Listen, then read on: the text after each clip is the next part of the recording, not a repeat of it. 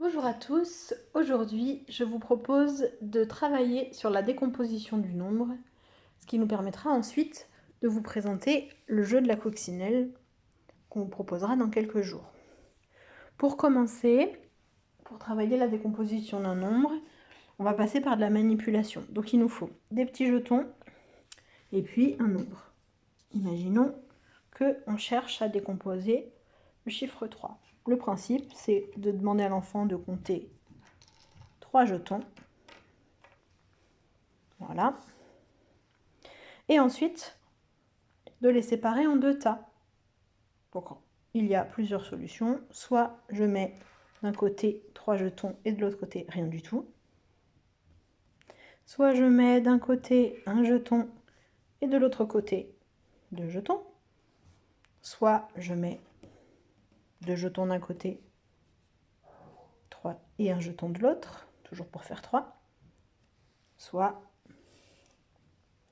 3 jetons d'un côté, aucun de l'autre. Hop, on peut refaire ce même principe avec un chiffre un peu plus grand. Imaginons que nous prenions le chiffre 5. Même principe, je demande à l'enfant de compter 5 jetons. 1, 2, 3, 4, 5. Et là encore, de séparer en 2 tas.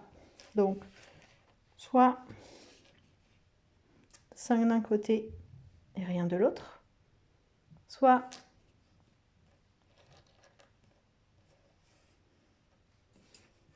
1, 2, 3, 4 d'un côté et un de l'autre, soit 1, 2, 3 d'un côté et 1, 2 de l'autre, et ainsi de suite, 2 et 3, 1 et 4, 0 et 5. Pour que ce soit plus clair pour l'enfant, on peut lui demander à chaque fois qu'il a fini une décomposition de bien recompter le nombre total de jetons pour qu'il se rende bien compte qu'à chaque fois ça fait 5, soit le chiffre demandé. Ensuite, pour le jeu de la coccinelle, j'ai une coccinelle toute blanche. Le but, c'est d'arriver à la compléter avec des décompositions du nombre. Ici encore, je prends un nombre, je le pose au milieu de ma coccinelle. Il va falloir que le nombre total de points sur ses ailes soit égal à 4. Le plus simple pour un enfant, c'est de prendre d'abord l'aile avec 4. Et dans ces cas-là, qu'est-ce qu'on peut mettre à côté? Est-ce qu'il y a besoin encore de points? Non. Donc on met l'aile avec 0. Et on a bien 1, 2, 3, 4. On peut demander à l'enfant de refaire à nouveau une coccinelle, mais sans utiliser les ailes avec 4. Hop, on les pousse, elles ne sont plus utilisables. Peut-être qu'il va ensuite trouver cette solution-là, 3 et 1, ce qui fait bien 4. De la même façon que tout à l'heure, si l'enfant a du mal à trouver des décompositions, on peut lui demander de refaire une collection avec 4 petits pions et ensuite de les séparer en 2 endroits. Donc, tout à l'heure, j'ai trouvé 3 plus 1. Je pourrais très bien aussi faire 2 sur une aile, 2 sur l'autre. À ce moment-là, hop, je range mon matériel, je reprends le 2, 2 d'un côté,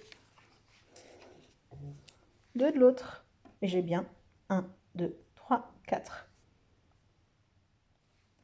Hop. Je peux le faire de la même façon avec des quantités beaucoup plus grandes.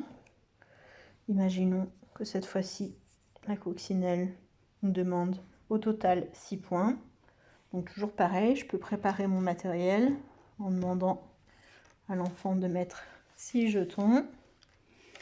Et en cherchant, alors qu'est-ce que je peux faire? Si je peux mettre 6 d'un côté et rien de l'autre. Donc je cherche l'aile avec 6 et l'aile avec rien. Et donc j'ai bien 6 points.